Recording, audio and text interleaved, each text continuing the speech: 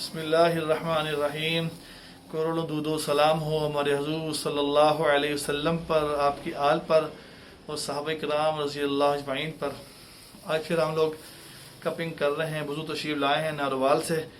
ये आप देख सकते हैं माशाल्लाह 80 के हैं, इनकी एज के ठीक करीब है। इनकी इश्यूज कुछ बने हुए हैं, आज हम दिखाना चाहते हैं कि आप देखें ये क्या कोशिश में बना हुआ है।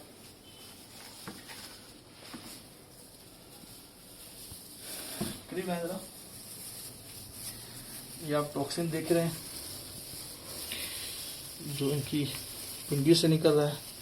ये देखें जेल के लोथड़े बन जा रहे हैं इस पर। ये देखें आप, देख रहे हैं आप,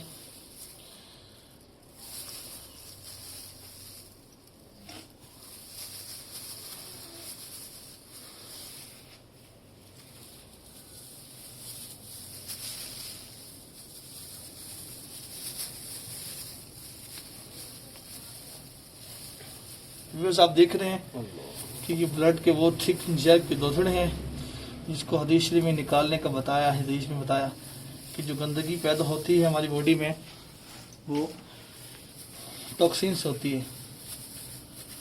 आज की मेडिकल भी प्रूव कर चुकी है इस बात को कि जो गंदा खून पैदा होता है, गंदगी पैदा होती है, टॉक्सिन होते हैं, क्लॉटिंग होती है, ब्लड से पैदा होती है।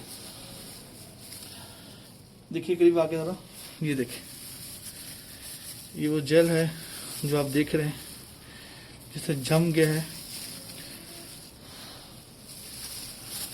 फर्स्ट ब्लड जो हम लोग डोनेट करवाते हैं वो हमारी वेन से डोनेट होता है। और ये जो कि गंदा होता है, वायरस होता है। ये देखिएगा, ये देखिए आप देख रहे हैं, ये देखिए